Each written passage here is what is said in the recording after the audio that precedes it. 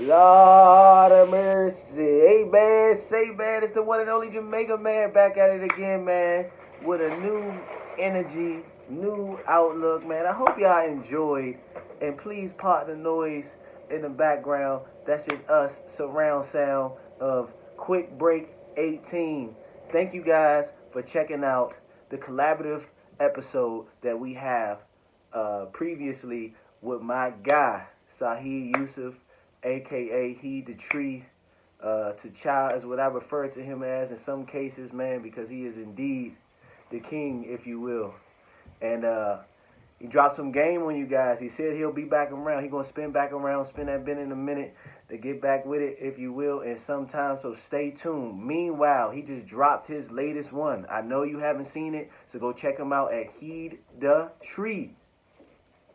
He on 61. Tony Parker. Check it out and understand why Tim Duncan and Pop were the only two reasons why the Spurs did what they did. I want to give a special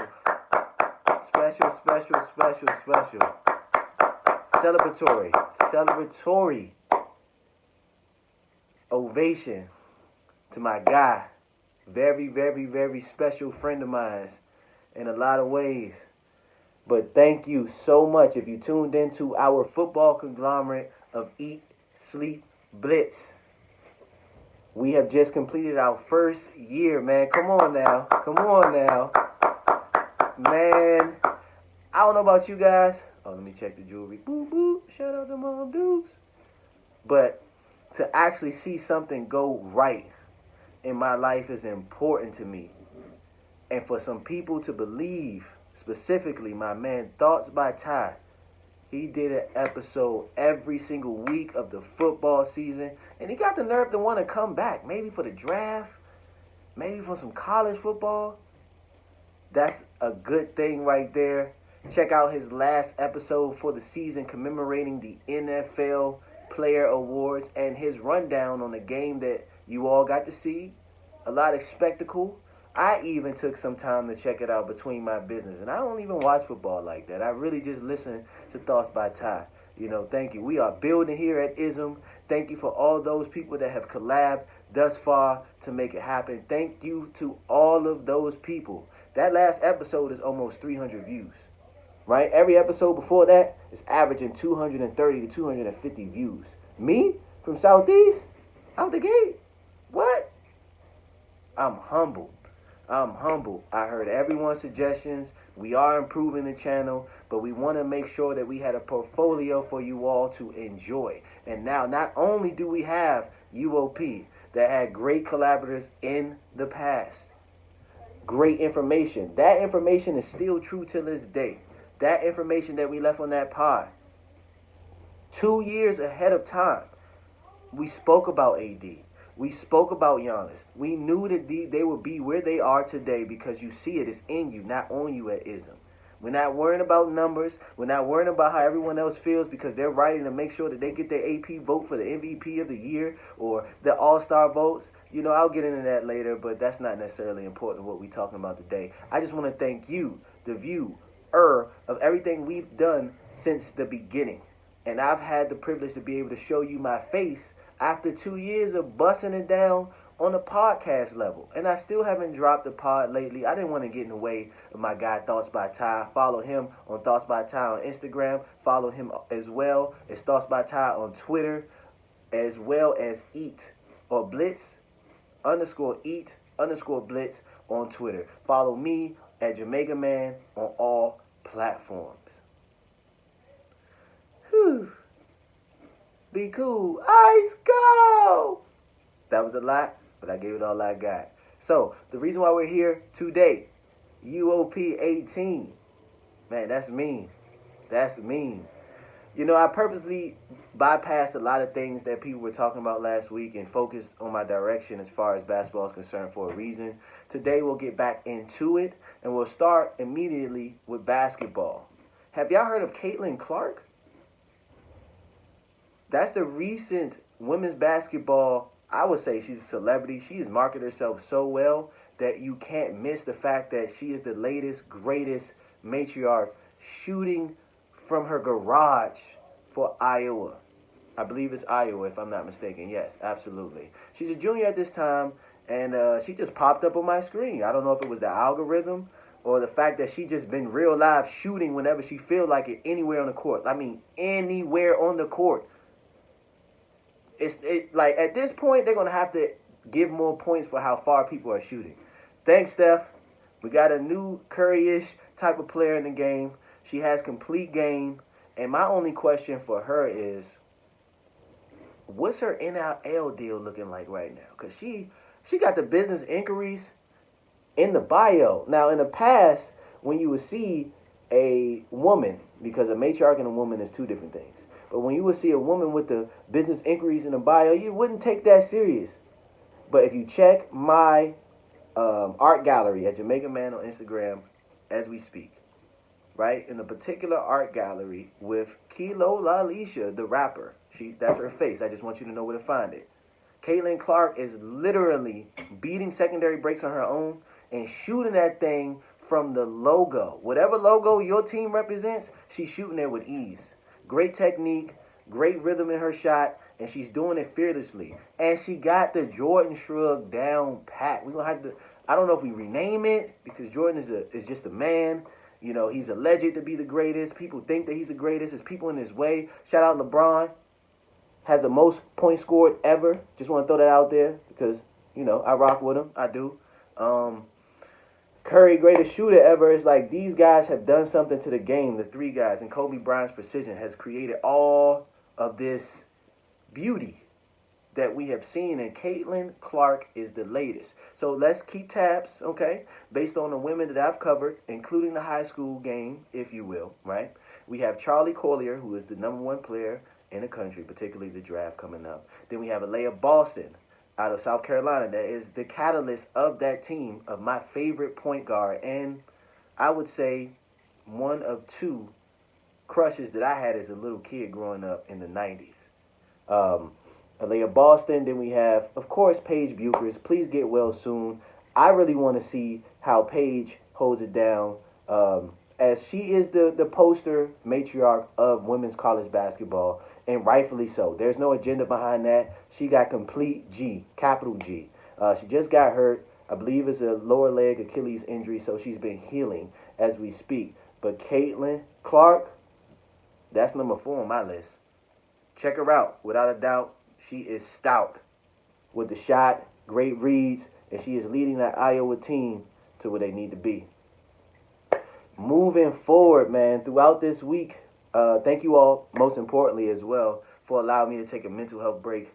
It's been a very, very growing week, out-of-body experience week for me since the last episode.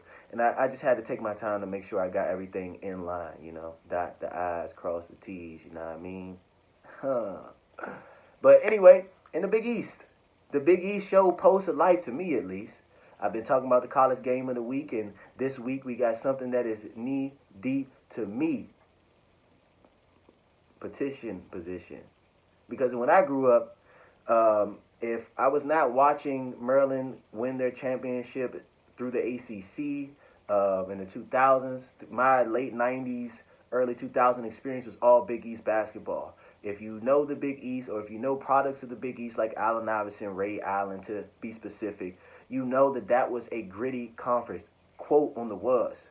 But I'm sitting here, you know, doing my research, doing my intel, and I'm like, wait, nail biter. Villanova versus Providence. Providence got 14 straight wins. And I had a relative go to Providence recently as well. Shout out to the Ashton Tatums up there in Worcester. But Villanova went at it. A tried and true national championship culture. And Jay Wright, they went to Providence and got it in. Got it in, right? You're used to seeing these over 100-point games and things of that nature, even in college and high school now.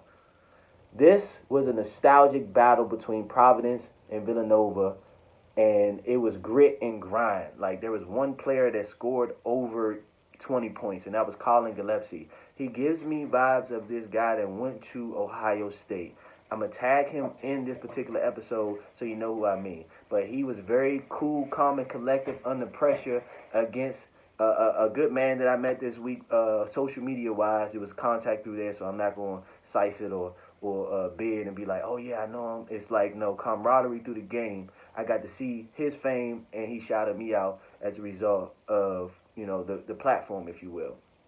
Let me pronounce his name, Aljami Durham. Okay, these guys were going at it specifically, not necessarily scoring leaders because it was hard to score in this physical bump, and that's the Big East. Like, you have to fight through contact the entire time. The refs were also letting them play within the means very well. Like, modernly, the game is more passive, and rightfully so, because you want to extend the product of the game. Cool. But it is so good. It brought a tear to my eyes to see these guys fight with their eye on the prize. You understand me? It was very, very, very Colin Gillespie. And you check my story out as well in my latest basketball art gallery. You'll see that a lot of the possessions created opportunities for open shots if you were able to fight through contact to do that, if you will. So, for example, Ajami, he was scoreless the majority of the game. I think he ended up finishing with, let me check my stats. He finished with 13, but it was a mean 13. And in my coming up in high school and things of that nature, you had a lot of contests where my team in particular, we had talent at specific areas, but we were not very well versed in scoring. And my high school coach is on record for specifically saying that, we could have been more talented with more focus, if that makes sense. But in this case, when you don't have that skill set, you have grit. That's the first thing every basketball player should bring to the table, but nowadays that's not as favorable to what we know in the game today. And it's something that I miss, and I see these guys going at it. The second thing about this game, the final score was in the 80s. It is rare that you see that now. Rare. Not, oh, it's uncommon. No, it's rare that you see two teams that fight so hard that the most points you can get is 89, I believe. Right? I'm still giving you the suspense. I ain't tell you who won and things of that nature. But really, they were playing through the secondary break, and the half-court possessions were created for open jump shooters or hard rim drivers. Shout out to Caleb Daniels. He had a very good play where he forced his way to the basket off of two swings to each side of the paint, went left from the left wing charge. I think he hit one move, and then he banged on whoever was down there. Because at that point, you literally have to fight with the inertia. I'm going to score. And that's the best part about good bump for me. When you hear me say that or you see that in my art gallery, that's what I mean. Yeah, you could be pretty and you could do your thing and all that, but can you do it when somebody really is up on you and telling you that you're not going to do this unless you knock me out your way, right? And that's what you got to see. Also, I think for the most part, that's what it was. But ultimately, Villanova pulled that out 89-84. But Providence had 14 straight wins in the Big East. I don't know if that's necessarily a good thing as far as the caliber of talent. But Big East, that's what I want to see. Remember when Mike Lowry was talking to his boy? That's how you shoot. That's how you shoot. That's what I want to see when I watch basketball in college, because it's one thing to be an NBA prospect and focus on that in the SEC this year. I speak about that ad nauseum, and then the Big 12 where they have top talent, and maybe sometime down the line you could go back and check. This week I have my rankings for the prospects, top 31, if you will. Had to add somebody in there. Check my Twitter out in my conversation dialogue between Hoop Intellect, excuse me. And you see where I am with that. But what I want to see is this type of basketball. Now, if you average 100 points, taking good bump, the refs let you play, oh, you ready for the next level. Because the only difference between college or high school and the pros is the physicality. The lanes open up, but you have to do what you've done at every single level with the athleticism of players that are there to do a specific job, even in this wide open lane NBA game. So shout out to both teams. Shout out to the gentlemen I named. I've shown you their game in my art gallery, and it was well worth the watch. I shedded a tear, legit. I'm like, I have not seen a game like this in at least 15 years. So Big East, let's follow suit. Let's add 2, 1, 2, 1, 2, and salute to you. Moving forward. The NBA. We making good time. We at the 15-minute mark here. So we've been talking about particular MVP candidates And outside of Joker, I think it's begin to corner itself. And usually around this time, if you've ever seen the documentary Kobe Doing Work, that was around this time when he had to beat the Spurs, according to Stephen A. Smith at that time. He said if he beats the Spurs, the MVP is his, right? Well, I felt like that same energy was in a contest between, in my opinion, so this is what I would say, right? This is how I started. You remember in Black Panther when M'Baka wanted to challenge T'Challa? And they never allowed for us to see that, and M'Baka became an ally to T'Challa after Killmonger kind of like backdoored the whole situation. Hopefully you got to see Black Panther. That was basically the plot. But this was that game in basketball terms, right? Joel Embiid is M'Baka, where he has the ability to be thoughtful like T'Challa, but he has the ruthlessness of Killmonger to be able to rule with an iron fist. Matter of fact, that was the most brute tribe in that Wakanda kingdom, if you will. And they were ducked off because they had way more aggressive nature than a more civilized rest of the country, right? Follow me. Okay? Joel Embiid, right? This comparison that I've also contribute to of him being a Hakeem Olajuwon hybrid. I think that's no longer relevant because you're not seeing Hakeem Olajuwon. You could have, but it was more important for Hakeem to be at the front of the goal. Joel Embiid can score from anywhere on the floor. Hakeem Olajuwon can, follow me, but his preference was to operate inside the post, right? And then you have T'Challa. T'Challa is obviously Giannis Antetokounmpo because he is the king. He awarded himself that particular position. And I mean this without disrespecting what people moniker as LeBron James as the king. But when you're at the top of the mountain and you won it and you're the MVP, you drop 50 points in the game that means the most to close out, you are T'Challa. But this is the fight, M'Baka versus T'Challa. Imagine seeing that fight. Who do you honestly think would have won? T'Challa had a confidence issue his entire time if you watch the plot of the movie. And Giannis works hard, but his game is limited to the effort that he puts in. So Giannis, in my opinion, would be every high school coach's dream. If you actually had the skill set to be able to work so hard in everything that you were not afraid to take shots, you were not afraid to rebound, you were not afraid to defend, you were not afraid to play the point, you're not afraid to play the center, whatever the coach needs you to be before you actually go to college to learn a skill set. That is Giannis. Right? And it actually shows you the spectrum of, and actual GM got fired for misspeaking on this. But what he was trying to say when he described Luol Deng is that certain players have certain systems in certain areas of the world. And that is exactly true. And I'll start with Europe. An Eastern European is a highly skill set, highly contact sport because there are not many athletic players in Eastern Europe.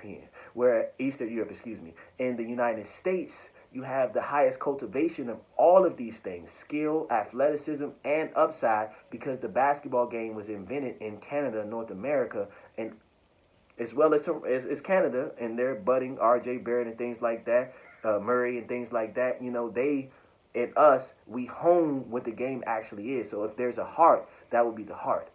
But the arteries and things of that nature go to different spectrums of the game that we all love and enjoy, right? So dialing it back to the continent of Africa, if you will. A hard-working player that learned basketball later in Joel Embiid with the ability to watch film that he received through his father in his time of learning the game before he got to Kansas, all on record. Giannis worked hard, walked several miles to the only gym he had before becoming a refugee in Greece, shows his effort and hard work. Okay, set the whole page. Boom. Joel Embiid is basically a 7'2", 6'3" guy. Right? There were some trades that happened. I'll get to that in a second. But he is a 7'2", 6'3" guy. That has nothing to do with Hakeem. Nothing to do with him. He mirrors Hakeem in a lot of ways, but his game has nothing to do with Hakeem. He watched him, yes. Jason Tatum watched Kobe Bryant, but they're two different players. Right? Giannis isn't attached to a particular skill set, but his ability to work hard is the reason why he is the king as we speak. So they go at it. Tell me why the Bucks were triple teaming Joel Embiid all night.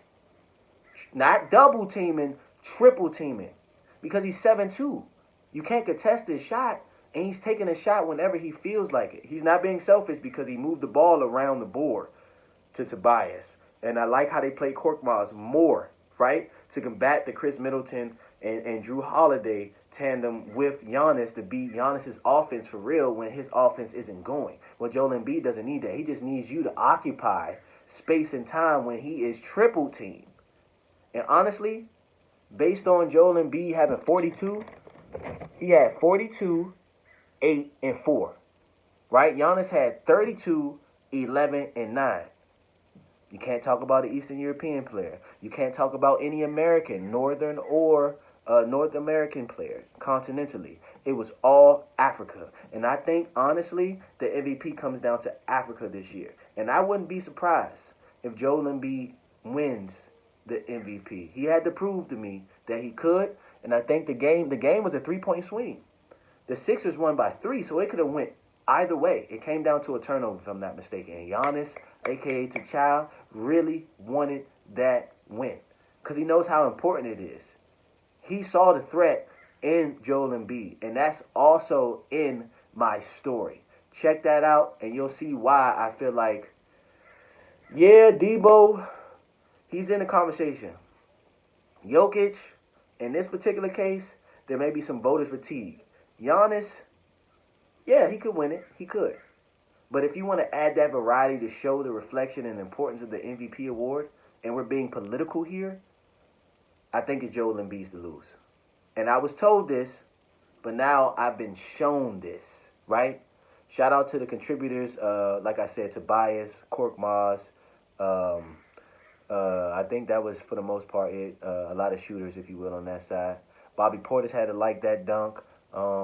Drew had 24. Chris had 19. And now, I'm putting y'all on game. Y'all seen it. Jordan Nwora made somebody fall about, a month ago? But he was a second-round pick. Milwaukee cashed that in, and he had 18. He is ready to contribute for the Bucks. But when it all came down to it, nobody could stop Joel Embiid. And at one time, Giannis could guard Joel Embiid on his own, but that was only because of his health. Joel Embiid has got help now, and his game has grown. Woo! That's tough. So shout out to you, Joel, the troll, the process, Embiid, T'Challa. Your crown is challenged, and you going to have to fight Ibaka this year. You're going to, legit. So if I see him in the playoffs, that might be something to pay attention to. And as we transition to the final topic this evening, some trades happen. I'm not going to go down all of them, but I'm going to let you know the trades that stood out to me. First and foremost, a lot of people missed it. I did not see anybody talk about this. Serge Ibaka to the Bucks. Serge Ibaka to the Bucks is just as important as the other trades that I have no choice but to talk about. He's been healing for 2 years since his time with the Raptors, right? If I'm not mistaken, got that ring, hurt his back. And now, he had to bounce back from the Clippers. I think he went to Orlando, went to the Clippers. He did some movement. But he's in a great situation. And if you watch Giannis's interview after his game of dropping 50 points, before he saw Ibaka, a.k.a. Joel Embiid, Serge is living in the gym. Serge understands that this is his opportunity. So specifically, the trade went down as such. Serge, a second-round pick, and some cash between the Kings and Detroit, right? The Bucks got Dante DiVincenzo, Rodney Hood, and the Kings got Dante DiVincenzo. Rodney Hood from the Bucks, Semi Ojeleye went to the Clippers, which adds depth to them, and y'all know what trade they got from Portland. Shout out to Portland, 4-game win streak before the break. Shout out to Anthony. Shout out to all the guys. Shout out to all the guys that are on my team, but I'm not going to do that to y'all today, right? Detroit got Trey Lyles and Marvin Bagley, right? I think that deal works for everybody, but most importantly, Milwaukee understands that Joel Embiid is ready, right? They have someone to defend to an extent. Not saying that they can stop him. I don't think anybody can stop Joel Embiid. But they know that this particular championship is going to be won through the post. And ironically, a lot of guys are moving away. Karl-Anthony Towns is moving away.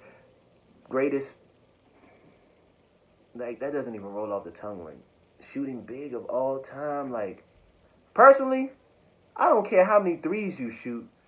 If we asking Red Auerbach right now, the Spirit, or we asking Chuck Daly or Pop or even a cool Phil Jackson, get your butt in the post. What are you talking about? Do your thing on the three, but we don't need you right there. We need you to be able to get rebounds and dominate the post when these guys that are there for you, so they can shoot, so you can have absolute control to that paint, you're going to win. So if you have that mindset personally, I don't think you're ready to win. That's how I feel about AD. That's how I feel about Karl-Anthony Towns. But as you can see, it's possible through Joel Embiid. But you need somebody to defend that. I just told you that the Bucks were triple teaming this man. Triple teaming him. MVPs get triple teamed. Think about it. That's how unstoppable they are. You're not going to be able to stop them. So you have to make it 3 times as tough. And Serge adds to that. So that means Giannis is not actually defending, scoring. They're monitoring his legs. You got Bobby Portis down there. You got Serge and you got Giannis. Right? Mind you, Brook hasn't played all year long. So they're going in there knowing that they're going to continue to compete and defend their championship through the post. Oh, Detroit not slick either. Detroit got Trey Lyles. He's a bucket. Not an efficient, high-volume bucket, but you add that with Marvin Bagley. You got Beef Stew down there. Oh, I see what you're doing. I see what you're doing, right? And they may have a top 5 pick going forward. Again, check out my rankings on my Twitter and my correspondence with Hoop Intellect. I see you, Detroit. You're not slick. You're not slick. I'm not saying next year. You got the 2023 draft and the 2024 draft. That's going to be tough. Detroit's in great position to compete for that. They're a 2-guard away from that. A 3-guard, not a 3-guard, a small forward away as well. But they won that trade as well. The Bucks won that trade as well, right? Notice that the trades that I'm talking about are beneficial for all teams. No one got fleeced. Secondly, and I guess lastly, you have James and Paul Millsap, James Harden, Paul Millsap, to the Sixers for Ben Simmons, Seth Curry, Andre Drummond, and 2 first-round picks. Now, why would Brooklyn go offense-defense in the trade? Because they just lost to Milwaukee last year with one of the greatest players ever, in Kevin Durant, having to defend and score, and that tired him out. He's currently returning from injury, and they need someone, and they have 25 games now. Kyrie's supposed to be playing 8. Cool, but they don't necessarily lose playmaking with Ben Simmons, and they don't necessarily lose paint depth with Ben Simmons, right? You get Andre Drummond, which replaces DeAndre Jordan, gives depth to Nick Claxton and Deron Sharp, right? And allows for him to be a rebounder playmaker that allows for the ball to move to everyone else, and it doesn't occupy points in the paint, because when KD's back, he can score the way that he wants to, right? There was an issue with James Harden, and just, at one time he was dribble. It was all good when he could dribble and look for a shot. But when you have to look for someone else's shot, it was annoying. And he didn't see himself as an option, and he wasn't in shape during that time, right? So we can belittle Kyrie Irving and his ability to be what he was, which is an unstoppable force, one of the greatest guards ever to play the game. That's standing for something more important than basketball. However you feel about that, that's how you feel. But I rock with Kyrie. I rock with him. Stand on what you stand on, regardless of the consequence, because the only consequence is you compromising your integrity. Beside that, you have James Harden to the Sixers with the MVP possible winner. Now, that game with Milwaukee was without him. And Joel Embiid had a step-back, post-up step-back, a la James Harden. He was in his ear for that week. He had 1 week to learn a step-back and understand the ins and outs. He got 1 travel. He was on the right block, post-up, tap from 3. And it was like about 23 feet. He got space from this joint and scored it with ease. That's why he is 7'2", big, with a 6'3" skill set. That is dangerous. Whew. But James hasn't played yet for the same reasons that he was not playing in Brooklyn, and we want to see that work. But I still feel like with James, in order for that trade to actually work, he has to commit to more than just being a playmaker if he's not scoring. He has to commit to being a mobile asset, to being able to score all over the floor. He needs to return to that top 5 two-guard status that put him in a position to be able to compete in the Western Conference Finals. And this is his last chance. I know he knows this. Daryl Morey's going to do everything it is to keep him. He didn't opt in to be able to make more money on the back end through the team. He wants to evaluate it to make more money. That's cool. He's thinking about his bag. He's thinking about the mark. He's thinking about everything else but basketball specifically at this time. It's not necessarily a bad thing, but a lot of California players need to be comfortable before they do anything else. And that's Paul George as well in his transition from OKC to Los Angeles, or Kawhi Leonard in his time from San Antonio to Toronto.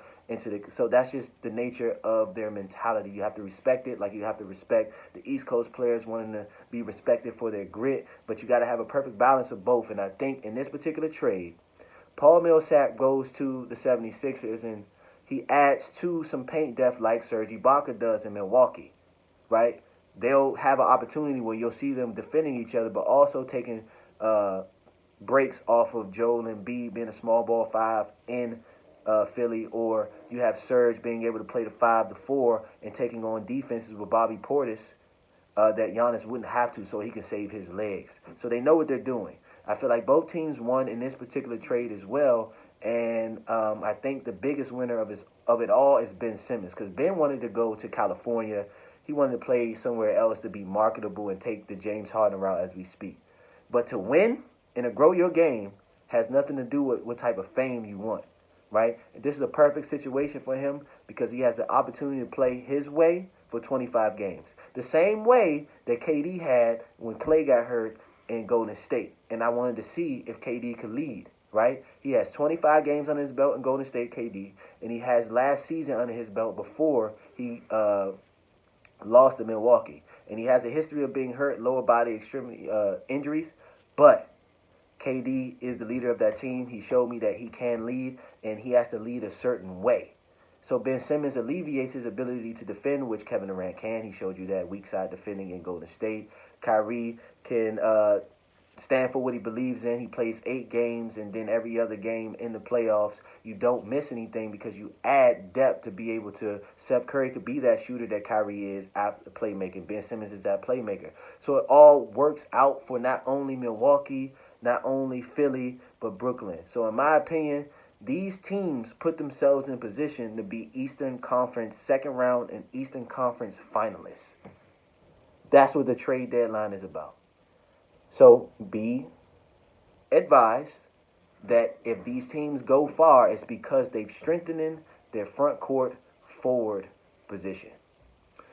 Finally, thank you for listening. I had to get back in the rhythm of things. Portland 4-game win streak, I already spoke about that. And I haven't really watched the All-Star game. That's not really, I don't know. I'm not sure if it's the market that it was in. I'm not sure if it was the lack there of build-up, the different varieties of all of these different things that's going on, how they try to intrigue you. But this is my solution to All-Star Weekend. Let the vets rest, let the youngins gun it, but also create an opportunity where this is no longer a part of contract implications, right? If you are all-star, cool, but it's really about the bonuses you make for your team to make your money. But allow for the young guys to sell the game.